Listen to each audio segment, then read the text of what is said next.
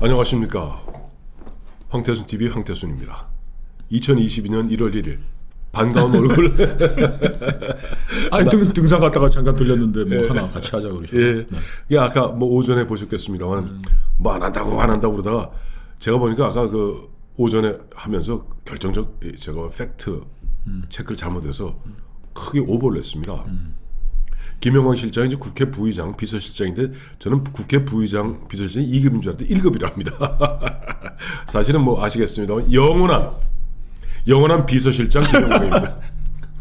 비서실장 보세요. 국회의장 비서실장이었죠. 네. 그 다음에 주호영 정진석이구나. 정진석 집권여당 원내대표 비서실장이었죠. 네. 그 다음에 주호영 제1야당 원내대표 비서실장이었죠. 특임장 하나 하실 때 특임실장이었고 요 비서실장 요게 이제 야당 원내대표 비서실장이 2급입니다. 제가 헷갈렸던 거고. 그다음에 다시 이번에 정진석 국회 부의장하고 우리 김영광 실장은 아주 뭐 이른바 실과 바늘 같은 사이죠. 그러니까 정진석 부의장이 이명박 정부 시절에 청와대 정무수석 비서관 할 때 그다 정무비서관이었습니다. 같은 언론계 선후배이기도 하고 그러다 보니 이번에 정진석 국회 부의장 비서실장 영원한 비서실장입니다. 좋은 말인가요? 나쁜 말인가요? 영원한. 안 좋아요. 죄송합니다. 머리도 막 헝클어서. 아니요 지금 등산 갔다 와서. 네, 죄송합니다. 그러나 아침에 그래갖고 점심 같이 새해 맞이해서 요 앞에 분식집 가서 떡만둣국 한 그릇씩 먹고 와서 그래도 아무래도 여기까지 왔는데 이미 여기까지 와서 박수 치고 아까 보니까 드르륵 소리까지 냈는데 인사 안 하고 가면 이거는 그 사랑하던 애청자 여러분들에 대한 예의가 아니다. 자, 인사 한마디 하시죠 뭐 우선. 하여튼 저 황 선배하고 한지도 벌써 오래됐다 그지? 2018년까지 제가 한 1년 아니 시작하실 때 이 2018년 우리 11월에 시작할 때 같이 했죠. 그렇죠. 한 1년 만 1년 1년 더 했죠. 1년 정도 했나? 1년 반 했죠. 1년 반. 1년 반. 그때 뭐 진짜 그 우리 애청자님들께서 네. 많은 성원을 해주시고 네. 그 우리 황태순 TV를 그야말로 뭐 지금 뭐 거의 한 40만 명 다. 아예 36만 2천 명인데 문제는 김영광 실장이 작년 5월달에 주호영 원내대표 비서실장으로 급거 차출되는 통에 그때 36만 명이었어요. 근데 아이 책임이 크네. 30 쭉 올라가다가 이 친구가 떠나는 통에 갑자기 이른바 상승세가 스톱을 하더라고요. 둘이서 쿵짝쿵짝 하다가 그래요, 맞아. 혼자 어렵게 그때 마신 아버지도 편찮으셔서 그 당시 이제 곧 얼마 안 있어서 돌아가셨습니다만 그러다 보니까 이 상승세가 다 꺾여. 이 정치판도 마찬가지더라고. 새를 탔을 때 올라가야 되는 건데. 그렇죠. 새를 못 탔을 때 꺾이면 이게 회복이 쉽지 않아요. 회복이 쉽지 않죠. 맞습니다. 1년 반 지나서 겨우 2천 명 늘었습니다. 그래도 뭐 안더라고 또 지켜주신 분들이 많으니까. 예, 그래서 오늘 갑자기 뭐 정초구에서 초한지 이야기, 항우하고 유방 얘기 좀 우리 김영광 실장이랑 얘기해 보려고 합니다. 네. 하여튼 뭐 둘이 뭐 준비는 안 됐지만 우리가 뭐 워낙 많이 읽어서 그렇죠. 저도 그 사마천의 네. 뭐 사기의 그 저 항우와 그 유방의 그 쟁패라는 건 네네. 정말 우리 그 동양에 살고 있는 그 뭐 교육받은 사람이라면 네네. 제대로 된 고등학교 이상 나온 사람이라면 모르는 사람이 없는 거죠. 근데 저도 뭐 사마천의 사기 열전 뭐 세가 본기 뭐 네. 다 뭐 서너 번씩 읽은 제가 뭐 그렇게 이해를 많이 했는지 모르겠지만 네네. 그 사마천이 그 항우와 유방의 그 쟁패를 기록한 게 그 BC 202년에 승부가 끝나고 네. 유방이 최종적인 승리를 그루고 나서 100년 뒤쯤에 이제 정리를 한 것인데 한무제 때 한 거죠. 한무제 때죠. 네. 근데 그게 너무 옆에서 본 것처럼 기자가 옆에서 인터뷰하고 쓴 것처럼 썼는데 예. 그거는 사마천의 아버지 사마담이 예. 그 이 집안이 사마씨 집안이 네. 그 이제 역사를 다루는 집안이었고 그렇죠. 황제를 따라다니면서 그렇죠. 그리고 그 집안에서 그리고 그 나라에서 한 나라에서 네. 수집해왔던 그 기록들이라는 게 어마어마하게 방대했던 것 같고 그렇습니다. 요즘 그 역사학자들의 이야기에 의하면 네.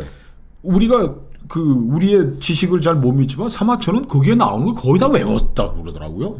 그래서 연표를 외웠죠. 연표와 그 사람들이 한 말 항우가 그 마지막에 그 저 해하에서 뭐 죽을 때 그 뭐 넌 누구냐 그거 한번 해볼까? 예, 해보죠. 이제 보면 마지막에 이제 해하에서 폐에서 막 28개 이제 보면 그 이제 코미타투스라고 그럽니다. 이제 그 마지막 목숨을 같이 하는 이제 근위병들하고 탁 하는데 그 당시 이제 막 관영의 그 한나라 관영이 지휘하는 5천 명의 철기병, 경기병이 쫓아와요. 그렇죠. 딱 가니까 갑자기 항우가 딱 보더니 그때 유명한 얘기 하잖아요. 내가 싸움에 져서 진 것이 아니라 하늘이 나를 망하게 하기 때문에 나는 여기서 오늘 죽음을 맞이하는 것이다. 거기 뭐 고사들이 뭐 다 나오죠. 저 역발산의 기계세. 그렇죠. 힘은 산을 뿌리채 뽑고 네. 기운은 세상을 뒤덮었지만 네네. 이게 새가 분리해져서 시분리해서 추가 나가지 않으니 죽을서 적토마가 나가질 않으니 네. 이건 뭐 어떻게 하겠느냐. 네네. 강동 7천자제들을 다 끌고 와서 그래. 다 죽이고 그 다음에 뭐 우여 우미나 이거 어떻게 하겠냐. 내 약하야. 그러니까 우미인을 죽이고 이제 그 도항에서 넘어가면 이제 초나라인데 네네. 권토 중내 하라고 그 뭐 고사들이 거기 다 나와요. 이제 다 권토 나오는데 중내. 권토 중내 다시 말발굽으로 그 먼지를 일으키면서 돌아올 수 있는데 전하 가십시오 배를 타라 그러는데 사공이 권하는데 항우가 자결을 하는 거죠. 진짜 이건 뭐 이제 보면 이러잖아요. 패왕별이 아닙니까? 그 패왕, 초패왕. 이제 초패왕. 항우가 별희, 이른바 우희하고 이제 헤어진다 이 뜻인데 그게 이제 이런 겁니다. 탁 뽑은다면 북을 쳐라. 그러니까 북을 치기 전에 내가 적의 목을 베어오겠다니 북을 치니까 진짜 쫙 가서 한 놈 목을 베어와야지. 장교. 두 번을 치니까 또 두 번을 베어. 세 번. 그러니까 이 사람은 전쟁의 신인 거야. 전쟁의 신이죠. 그러면서도 이제 보면 그래도 뭐 28명이고 이쪽은 저쪽은 꽉 뭐 수천 명이 다가오니까 앞에 다가오는 놈이 누구냐니까 옛날 자기가 데리고 때 여마동이라는 장수입니다. 그 사기에 마치 아까 말씀하신 대로 옆에서 본 것처럼. 옆에서 딱 항우가 얘기해. 야, 너 여마동 아니냐? 나 따라다니는. 너 나 따라다니는 여마동 아니냐? 그래. 내 목에 만금이 걸려있고 만호우가 걸려있다 하니 내 목을 너에게 주리라 하면서 자결을 합니다. 그리고 그 시신을 7사람인가가 쪼개가지고 가져가서 이제 큰 이제 상을 받고 그런데 그 유비와 유방과 저 항우의 싸움을 보면 그 우리가 이제 사기에 이제 사마천이 충실하게 기록해 보면 항우가 어떤 상황에서도 항상 압도적이었어. 압도적 맞죠? 40전 40승이었어요. 우리는 그 항우를 이제 좀 뭐 항우가 사나이가 제 이름 성명만 쓰면 되는 거죠. 그렇죠, 무슨 공부를 하냐 이렇게 하고 굉장히 무식한 사람인데 항우 초나라의 굉장한 명문가의 귀족 출신이고 유비는 뭐 그냥 비난한 유방 죄송합니다. 전한 후한을 제가 헷갈려서 그 유방은 그냥 동네 그 상껏이야 상껏 건달이었는데 그 이제 그 진나라의 이제 수도 함양을 이제 치러 가는데 초나라의 왕이 의제가 네. 그 중재안을 내죠. 자, 유방도 대단하고 항우도 대단하니 먼저 함양을 차지하는 자가 이 천하를 가져라. 이렇게 했는데 유방이 먼저 들어가서 다 점령했잖아요. 진나라 다 정리하고. 네. 이렇게 자영까지 뭐 항복 받아내고 했는데도 불구하고 항우가 들어치니까 유방이 깨갱 해가지고 뭐 의제가 그렇게 조건을 걸어서 내가 왕이 돼야 되는 거 아니야? 얘기도 못 해보고 도망가는 거 아닙니까? 도망가는 게 그래서 그때 저 항우가 그다음에 딱 진나라 와서 그 우리가 잘 알고 있습니다만은 그때 이제 이런 홍문의 연을 열죠. 홍문지회. 홍문지회를 탁 열어서 거기서 유방을 죽이려는데 유방이 도망가죠. 그런데 어쨌든 그래서 유방이 살려달라 싹싹 비는 통에 유방이 어디로 가냐 하니까 지금의 한중 지방으로 쫓겨갑니다. 한중 지방으로 그대 소화하고 장량을 데리고 그렇죠. 한중 지방 이른바 촉도로 들어가는 거예요. 촉도로 들어가면서 내가 다시는 이쪽 관중이나 중원에 나타나지 않겠다는 것을 갖다가 보여주기 위해서 이른바 잔도를 태웁니다. 잔도를 불태웠죠. 잔도를 불태우고 들어갑니다. 그때 얻은 장수가 누구야? 가서 그게 바로 항우 밑에 있던 한신이야. 네, 그렇죠. 한신을 갖다 얻었고 그 다음부터 한중 땅, 즉 현재 스촨성 거기에 강력한 물자를 바탕으로 다시 뚫고 나갑니다. 그러면서 그 당시 항우가 10몇 개의 그 제후한테 봉한다고 예전에 그 진나라 통일되기 전은 시대로 다 돌아가 버리는 거야. 너는 무슨 왕, 넌 무슨 왕 이런 그렇죠. 식으로. 그리고 자기는 초패왕이야. 초나라 왕이 된 거야. 그래서 초나라 왕인 항우와 나머지 유방과 나머지 전체가 싸우게 됩니다. 네. 이제 그게 바로 우리의 초한지, 장기로 말하면 장기판이야. 초하고 한인데. 그렇죠. 그래서 제가 오늘 팽성 전투 얘기를 하려고 그래요. 그 이제 기세로 봤을 때는 네. 뭐 사기의 기록에 의하면은 항우가 뭐 100대 빵. 40전 40승. 40전 40승인데 딱 한 번. 왜 그 천하 이 각축전이라 그러죠. 네. 이 천하를 둔 네. 이 각축전에서 저 항우가 이겼던 걸까요? 그러니까 절대적 그러니까 유방의 그 제후군들도 서로 이해관계가 왔다 갔다 하는 거야. 이해관계가. 그러니까 항우가 좀 이쪽에 유방이 세질만 하면은 쫙 붙어요. 유방한테. 그런데 항우가 또 좀 세질만 하면 또 중립을 취해버립니다.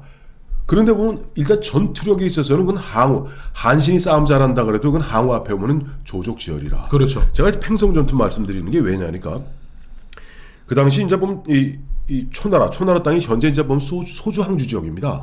그러니까 물산이 풍부하고 하니까 그 군대가 강할 수밖에 없는 거예요. 그 천하라의 초패왕이니까 항우가 그 배경으로 유비를 깔아뭉개고 유방을 그렇지. 유방을 뭐 이 자식 뭐 형편없는 놈 그러면 옆에 있는 놈들도 이렇게 묵인해주고 어쨌든 간에 처음에는 보면 어쨌든 그 초나라 땅에 의제를 세웠었거든. 의제를 갖다 옹립한 게 항우란 말이에요. 그러니까 협천자예요. 요즘 말하면 천자를 끼고 있는 거야. 그렇죠. 물론 나중에 의제를 죽임으로써 항우가 이른바 정통성을 잃게 되는 겁니다. 그러니까 조의제문 이런 그게 나중에 우리 김종기의 조의제문이 이제 이렇게 나오는 거겠죠. 예, 그렇죠. 그렇게 돼서 어쨌든 그 골칫덩어리 그러니까 이 소주 항주 지역에서 어디를 치러 가냐 하니까 이 항우가 제나라 땅 지금 산동성을 치러 갑니다. 네. 제나라가 또 모반을 했거든. 치러 간 사이에 관중 현재 보면 시안 장안 근처에 있던 유방이 연합군 9개 제후들의 힘을 모아서 팽성이 뭐냐 초나라의 수도예요. 팽성 항우가 빈틈을 이용해서 전격적으로 들어옵니다. 네. 그걸 이제 한신이 지휘해서 한신도 거기 이제 한 군대를 이끌고 9개 군대 영포의 군대도 있고 그래요. 치고 들어왔고 그 당시 팽성을 지키고 있던 항우의 부하였던 팽월이 배신합니다. 항복을 하고. 자, 그 소식을 들은 항우 하늘 분기탱천하여 당시 60만 대군이에요. 저쪽 유방은 저 56만이라고도 하고 60만이라고도 합니다. 60만 대군을 갖다가 항우가 3만 5천 명을 끌고 들어와서 60만을 거의 몰살을 시켜버려 20만 명을 몰살시켜버립니다. 그 생매장을 한 거는 진나라의 병사들을 20만 명 생매장에 두고 그 진나라 때였고 이거는 이제 초나라가 이제 보면 나머지 제후군들 갖다가 아니 그걸 죽여갖고 강의 물이 흐름이 멎었답니다. 시체 때문에. 시산혈해. 진짜 시산혈해였어요. 그렇게 싸움을 잘해도 결국 딱 한 번 졌거든. 딱 한 번 졌어. 근데 그 왜 졌는 줄 아세요? 왜 졌습니까? 이런 얘기를 합니다. 이제 우리 사마천에 보면 그 이제 항우 본기도 있고 고제 본기도 있고 다음에 보면 예를 들어 세가가 있으면 유후세가 즉 장량세가 있고 소화세가 있고 또 열전으로는 회오미 열전 이걸 다 종합해 보면 그림이 전체적으로 나와요. 네, 그렇죠. 조금씩 겹치고 이런 부분들이니까. 항우는 요즘식으로 이야기하면 이재명 후보가 얘기한 비천한 집안입니다. 원래 유방 아니에요 이름이 유개입니다. 유개. 개라는 게 뭐냐니까 누구네 집 셋째 아들이란 뜻이야. 셋째 아들. 그러니까 유신의 셋째 아들이란 뜻이야. 그게 평민이야. 아니 천민이야. 비천한 집안이고 48이 될 때까지 몸을 못 일으킨 사람입니다. 48에서야 몸을 일으킨 사람이에요. 요즘 말하면 그 당시 2200년 전에 48이면 요즘 70입니다. 인생의 막바지까지도 빛을 못 보던. 빛을 못 받고 항우는 28에 몸을 일으켰고 항우가 죽을 때가 32인가 33에 죽습니다. 대단했구만요. 그런데 항우는 인정도 많고 원래 귀족 집안에다 인정도 많고 어쩌고 저쩌고 하는데 결정도 의심이 많았어. 거기 나오잖아요. 그거 보면 한신이 진평이 이야기하는 대목이 나옵니다. 항우는 보면 부하들을 위해서 눈물도 자주 흘리고 따뜻한 성품의 소유자지만 그건 아녀자의 정이다. 그러나 우리 주군께서는 즉 유방은 선비를 우습게 알고 오만 방자하지만은 물건을 나눌 줄 안다. 전쟁이 끝나면 나눠주는 거예요. 그리고 항우는 항씨. 그 항씨는 원래 뭐 항연의 그 항연 아니에요? 그 할아버지가. 그렇죠. 초나라의 최고 명문가 집안입니다. 항씨 초나라 사람하고 항씨가 아니면 벼슬을 못하는 거야. 그 대표적인 게 한신하고 바로 진평 같은 사람이 다 원래 항우의 부하였습니다. 즉 핵심은 뭐냐니까 의인부용 용인부리. 믿는 놈은 쓰질 않고 일단 쓴 놈은 믿었던 항우가 이길 수밖에 없었던 거예요. 아니 유방이 이길 수밖에 없었던 거예요. 항우는 그저 너나 따뜻하고 툭하면 그저 병사 장군이 다치고 병졸이 다치면 어디 아프냐 이렇게 했지만 그 표현이 그는 아녀자의 정일 뿐이다. 저기 그 저는 소주 항주는 가봤는데. 네네. 나 가봤어요. 항주 가봤어요. 시안은 제가 못 가봤어요. 나 가봤어요. 가고 싶은데. 꼭 한번 가보세요. 시안이 그 당나라의 수도이기도 하고. 그러면 함양하고 시안 여기는 어느 정도 떨어지죠? 이게 지금 낙양 우리가 보면 이제 낙양성 심리허에 이런 데 낙양. 녹고노진 자이 중국을 갖다 보시려면은 강을 갖다가 두 가지 강을 보셔야 됩니다. 하나는 황하고 밑에는 양자강이고. 그렇죠. 그건 황하라 그러고 이건 양자강 우리가 이제 흔히 얘기해서 장강이라 그럽니다. 장강. 장강 아래쪽은 중국 고대 중국에서는 그거는 이른바 뭐야? 남만의 지역이야. 소용 남만의 지역이야. 그러니까 그건 아무것도 아니고 핵심은 양자강 위에 황하 아래 그리고 황하를 중심으로 모든 문화가 발전하면서 황하가 어떻게 되냐면 이렇게 올라갔다가 그래서 오르도스라고 그래서 내몽골 지방까지 갔다가 다시 내려와서 처음 만나는 지역이 장안입니다. 장안에서 몇백 킬로를 더 가면 이게 류양입니다. 낙양. 그다음에 조금 더 가면 카이펑, 개봉입니다. 송나라. 근데 자 원래 지금 우리 시안이라는 데 못 가보셨다는데 그 시안을 갖다가 시안은 분지예요. 그 일대가. 그래서 그걸 관중이라 그래요. 4개의 관이 있거나 함곡관을 비롯해서 동관, 함곡관 등 4개의 관이 있고 관의 가운데 있다서 관중. 그리고 관을 벗어나서 함곡관을 벗어나서 황하 좀 남쪽 지역, 황하 동쪽 지역, 즉 류양 지역, 낙양 지역을 갖다가 우리가 흔히 중원이라 그럽니다. 그러니까 중국 이때 한나라까지의 역사에 보면 중국의 역사라는 게 황하와 양자강 그 사이 정도 고기예요. 일부였지. 네, 나머지는 꽝입니다. 베이징 지금의 북경은 이제 원나라 때 대도라 그래가지고 이제 수도를 좀 삼은 정도였고. 그렇죠. 이 밑에 양자강 밑에는 이제 남송, 송이 그거란 뭐 금나라에 치여가지고 내려가서 남송이 그때 이제 그 중국 역사의 이제 본격 무대에 본격 무대 오는 건 사실은 진나라가 사마염의 진나라가 이제 5호 16국을 맞으면서 도망갑니다. 그래서 양자강 밑으로 내려온 게 바로 동진입니다. 이게 대략 4세기경인데 그렇죠. 그때 동진. 그래서 이제 그때부터 중국의 역사에 편입된 게 양자강 남쪽이에요. 그렇죠. 본격 개발된 건 남송 때.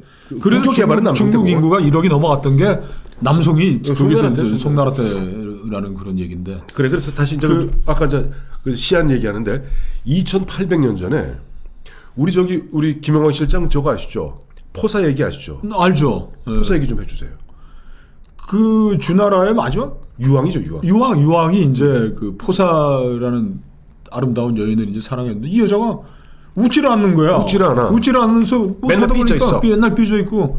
그래서 효빈이라는 게 생겼지 않습니까? 궁녀들이 다 포사에 찡그리는 모습을 이제 흉내를 비는 요거 찡그린다는 뜻이거든. 사실은 그 포사가 이 위가 안 좋았답니다. 위가 안 좋겠죠. 그래가지고 오늘 하다 보니까는 비단을 찢으니까 그 소리를 듣고 까르르 웃어서 유황이 비단 찢어라. 저 아름다운 여인이 웃는 모습을 보고 있었는데 안 되니까 나중에 어떤 이제 우연히 사고가 났는데 그때 봉화를 올리지 않습니까? 네, 그렇죠. 이족들이 침입한다 그러면 서용이 침입한다 하면 제후들도 막 비상 출동해서 그러는데 근데 어느 한 번 했는데 사실은 봉화를 잘못 올려가지고 허둥지둥하는 걸 보면서 또 포사가 까르르 웃어 좋아하니까는 이 왕이 야 봉화 한번 또 올려봐라 하다가 나중에는 뭐 늑대 소년이 된 거죠. 그렇죠. 아무도 안 와가지고 그냥 서용한테 그냥 단칼에 그렇죠. 날아갔다. 포사죠. 그 이제 포사인데 그게 이제 바로 그 지역이 옛날 그 주나라의 그게 이제 호경이라고 그럽니다. 호경. 그게 호경에서 깜짝 놀란 주나라 천자가 그 호경 현재 시안 지역이에요.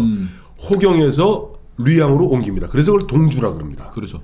그리고 텅 빈가 그러니까 지금 현재 시안 지역이 이게 진시황의 그 조상 500년 전 조상한테 천자가 명을 내립니다. 그때만 해도 진시황의 그 조상도 완전히 그저 거의 야만족이었거든. 네가 거기 수복하면 너 그거 죽게 그렇게 된 거야. 그래서 이제 진나라의 수도 그 함양이 된 거고 그 함양이 나중에 보면 쭉 오면 나중에 우리 당나라의 장안이 됩니다. 그러니까 호경, 함양, 그다음에 장안, 현재 서안, 거기에다 우리 저 옛날 마오쩌둥 팔로군 얘기 나오면 연안 있죠. 연안 장정. 연안도 바로 그 시안 지역이에요. 그래서 전 가봤잖아요. 그러니까 시안이 옛날 현재 시안이 서울 이른바 우리 서울 뭐라 하나 보죠. 성곽 아니라고 칩시다. 저 어디야 남대문 동대문 안쪽이라 치면은 함양은 어디쯤 되냐 하니까 옛날 진나라 수도 함양은 수유리쯤 되는 거야. 수유리. 그다음에 연안은 저기 어디쯤 되냐 하니까 예를 들면 저쪽 영등포쯤 되는 거야. 그렇죠. 다 거기야 거기. 지금 이제 이건 이제 벌어진 일이었고 그 당시에 네. 뭐 사마천이 뭐 역사 사서로 아버지한테 배운 걸로 쭉 정리했는데 사마천은 여기서 교훈을 이렇게 이제 뭐 태사공이 내리는 건데 이러더라고.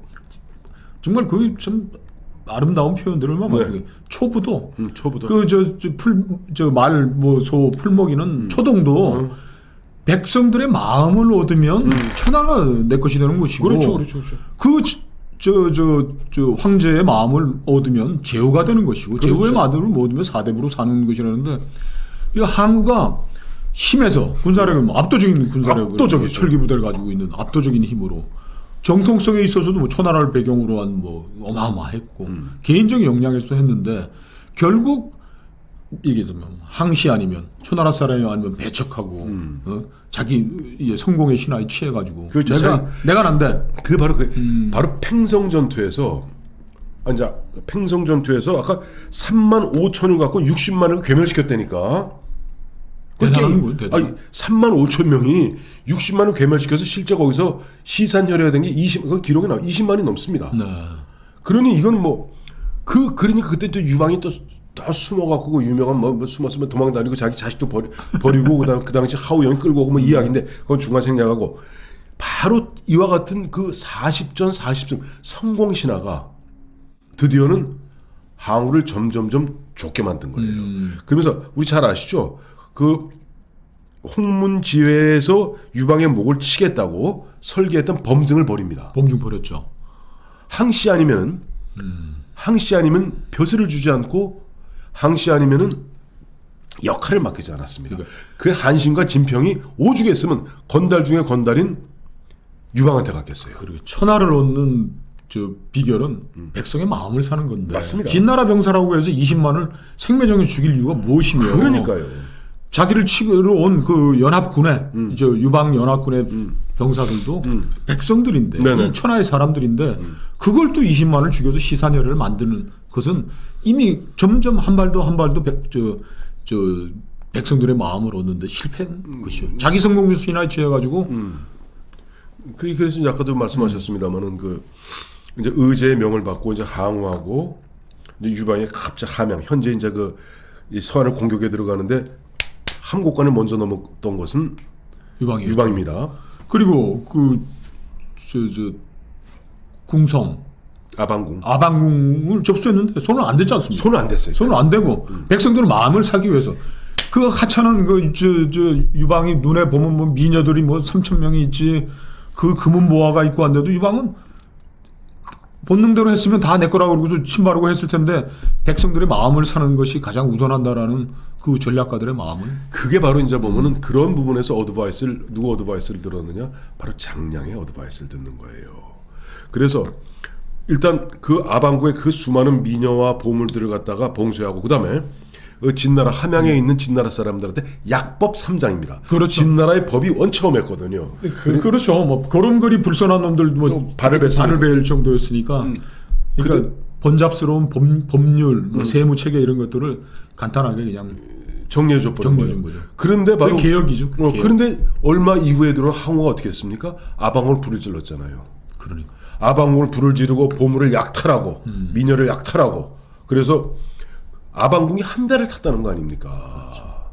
그러니 바로 민심을 스스로 이제 뭐 멀리 포기한 거예요. 포기한 거죠. 그래요. 그게 이제 그 긴 싸움의 승패를 갈았던 건 결국 국민의 마음을 백성의 마음을 누가 가져갔느냐가 갈랐다. 이게 우리 삼하공 선생님의 말씀. 그 태사공 선생 즉 사마천의 이야기는 아까 말씀하신 진승 오광도 어떻게 뭐 왕후장성의 씨가 따로 있나? 그게 이제 그 진승과 오광이 이제 제일 먼저 말에 제일 먼저 이제 반역을 하는 거죠. 그 뭐 우리나라 고려 때 뭐 만적도 뭐 그에 따른 네. 사사 고려 때. 근데 사기에서 그 참 재밌는 대목이 있는데 그 진승 오광 때 온 나라가 다 왕하겠다는 거예요. 황태순 저기 뭐 면장도 왕, 김연광 뭐 어디 저기 읍장도 뭐 왕한다고 다 왕 깃발을 들었는데 그 어떤 한 친구가 이제 한 50쯤 된 친구가 자기도 왕하겠다고 그런 거야.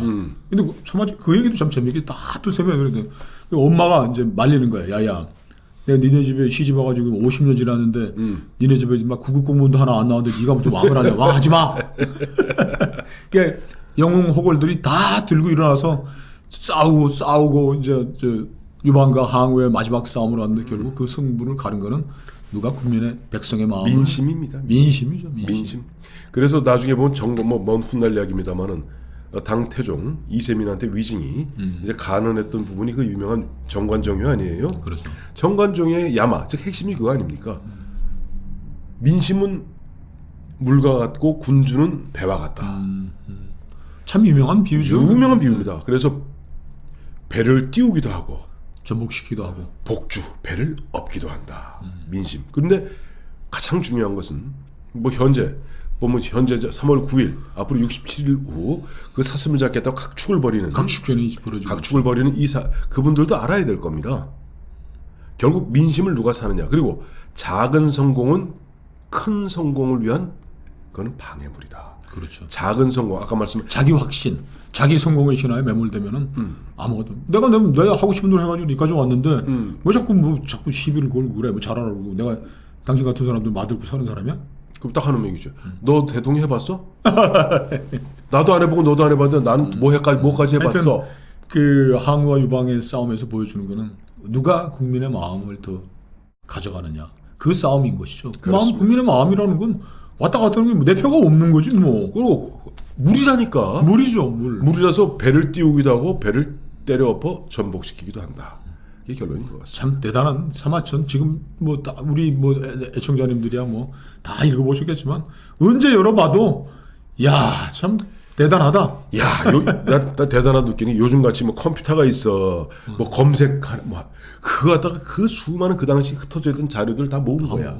모아서 그걸 일목요연하게 외워서 그거 십몇만 장과 몇십만 장에 따르는 그 사마천의 사기를 쓴 거죠. 그러니까 중국에서는 뭐 200가 두보유열은 시를 쓸 수가 없고 사마천 이후로는 역사를 쓸 수가 없다는 거 아닙니까? 그래도 우리 사마강의 자치 통감이 있잖아. 뭐 하여튼 뭐 그 가장 위대한 역사 그렇죠. 기록을 남겼으니까. 맞습니다. 자 오늘 김영광 실장 새 2022년 그리고 보니 올해 호랑이띠인데 우리 김영광 실장 호랑이띠입니다. 참고로. 감사합니다. 올해 한갑이시네. 아이 그러네요. 자 오늘 오랜만에 우리 애청자 여러분께 인사드리면서 정초니까 뭐 덕담 겸 또 그냥 편안하게 소프트하게 보면은 초한지 작은 성공의 신화가 자칫하면 큰 그릇을 망치게 되고 결국 대세를 결정짓는 것은 민심이다. 국민이다. 물이다. 네. 자, 이제 끝났어요. 소주 한잔 하러 가시죠. 네, 감사합니다.